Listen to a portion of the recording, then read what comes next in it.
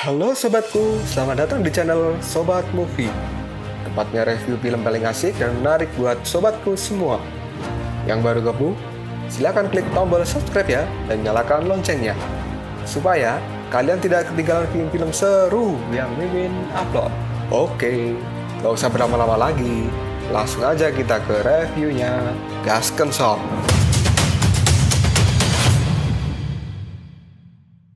Hey, oke, sobatku terkeren, terkecil, terbaik, tersemuanya. Kita masih bersama Sobat Movie, channel alur cerita terasik sepanjang masa.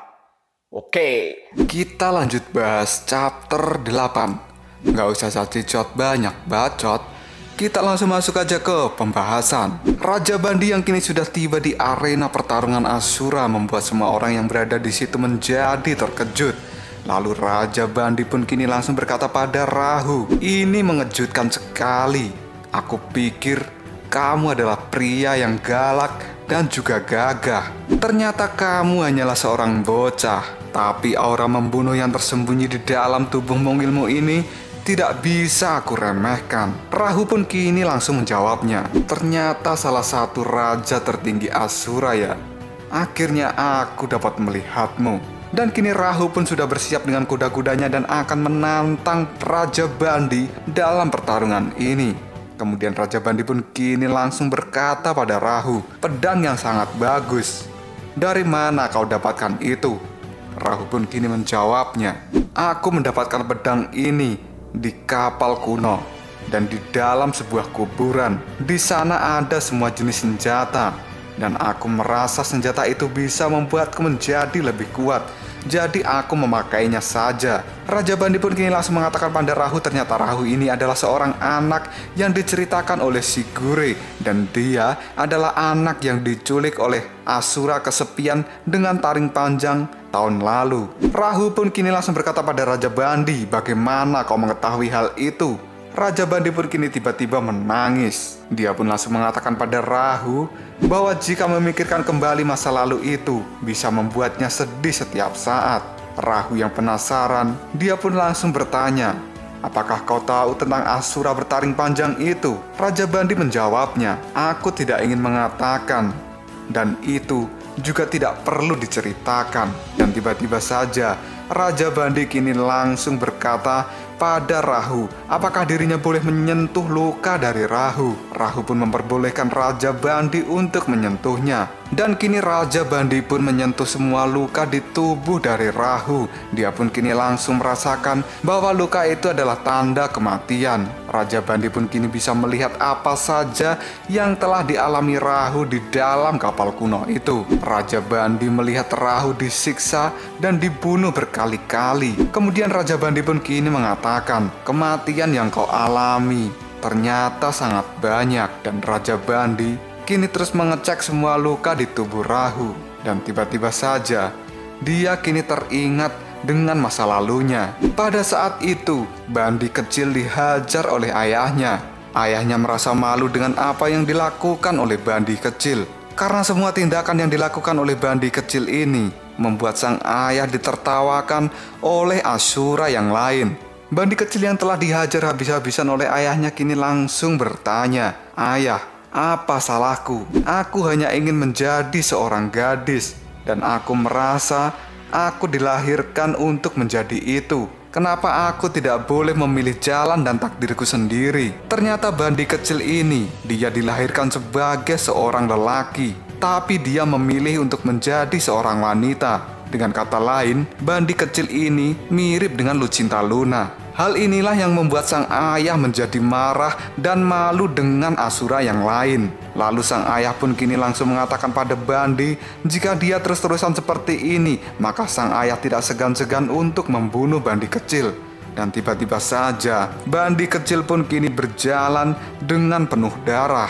Dia pun kini membawa sesuatu dan menunjukkan pada ayah dan paman-pamannya yang lain. Hal ini membuat sang ayah dan juga sang ibu menjadi terkejut karena ternyata Bandi kecil telah memotong kemaluannya. Sambil tertawa, Bandi pun kini mengatakan pada mereka semua, "Ini sangat menyakitkan, tapi ini begitu mudah. Dan sekarang aku bisa memilih takdirku.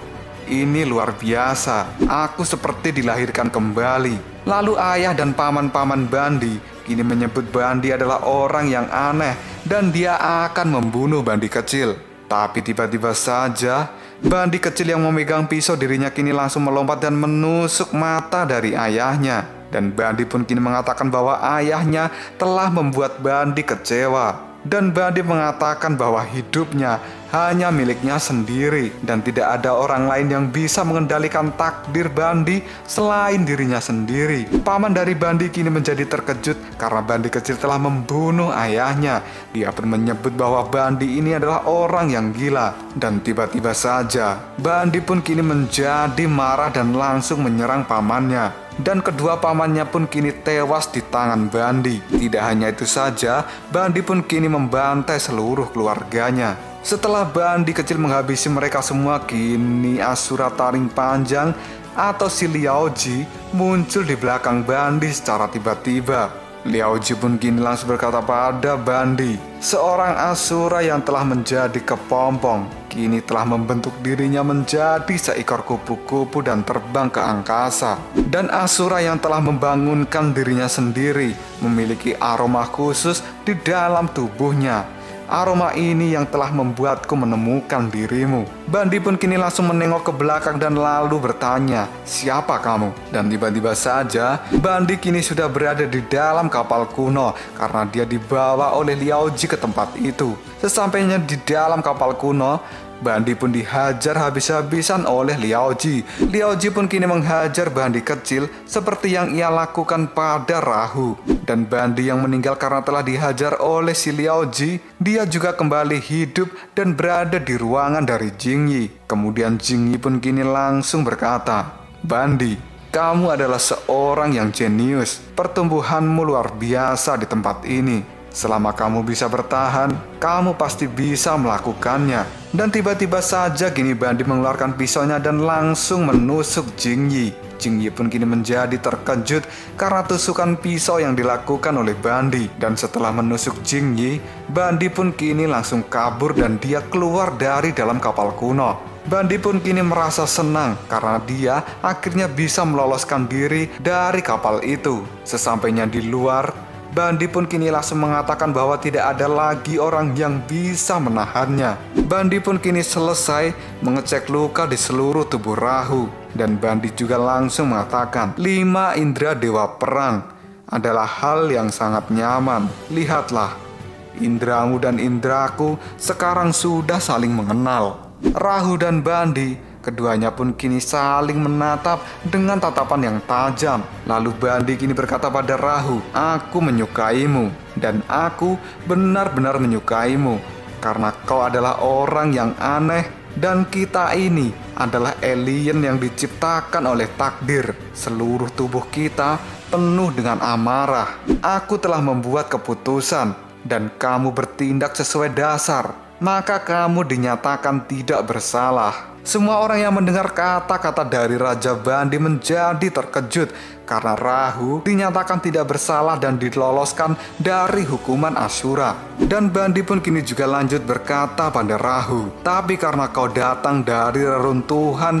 kapal kuno, aku harus mempertimbangkan hal ini. Rahu pun kini langsung berkata pada Raja Bandi, Raja, ternyata kamu seperti diriku dan kamu telah melihat pemandangan di dalam kapal itu. Raja Bandi pun kini langsung mengatakan pada Rahu bahwa dia penasaran dengan kekuatan Rahu yang telah menyelesaikan latihan di dalam kapal kuno itu. Raja Bandi pun kini mengeluarkan racun di tangannya dan dia pun kini langsung mengatakan pada Rahu, apakah kamu telah siap? Dan tiba-tiba saja Rahu pun kini dibuat terlempar hingga menembus tembok dan membuat tembok itu hancur. Tapi Rahu pun kini langsung menggunakan kuda-kudanya.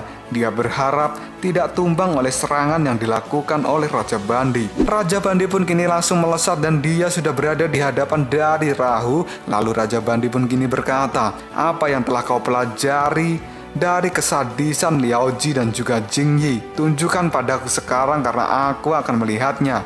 Dan tiba-tiba saja Rahu pun kini mengayunkan pedangnya, tapi pedang itu dapat dihindari oleh Raja Bandi. Dan Raja Bandi pun kini langsung menekan wajah Rahu yang membuatnya terjatuh dan menghantam tanah. Dan terlihatlah bangunan di sekitar pertarungan itu menjadi hancur dan porak-poranda. Semua orang yang menyaksikan pertarungan antara Raja Bandi dan juga Rahu kecil ini menjadi terkejut. Raja Bandi pun kini terus-terusan menghajar Rahu, dan Raja Bandi juga menggunakan kekuatan racun yang ada di telapak tangannya dan memasukkan racun itu ke dalam wajah dari Rahu kecil. Setelah memasukkan racun ke dalam wajah Rahu, Raja Bandi pun kini langsung salto mundur dan menghindari Rahu. Raja Bandi kini langsung berdiri di atas sebuah batu.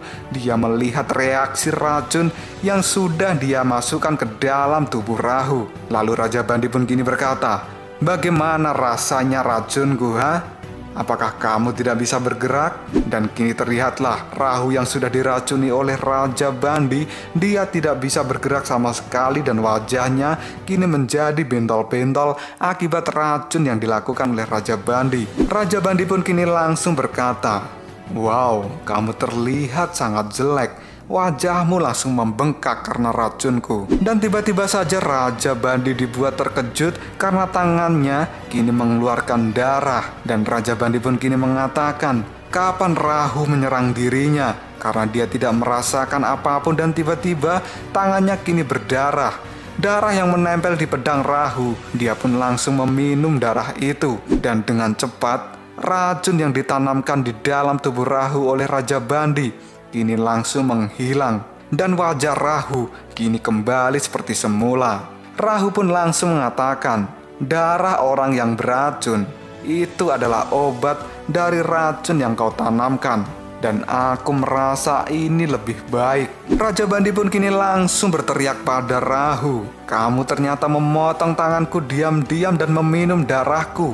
Ternyata kamu begitu sadis." Rahu pun kini langsung melompat dan mengayunkan pedangnya, berharap dia dapat membelah tubuh Raja Bandi. Sambil mengayunkan pedang itu, Rahu pun kini berkata, "Racunmu sudah tidak berlaku lagi pada diriku." Raja Bandi pun kini langsung menahan kekuatan ayunan pedang yang dilakukan oleh Rahu menggunakan tenaga dalamnya.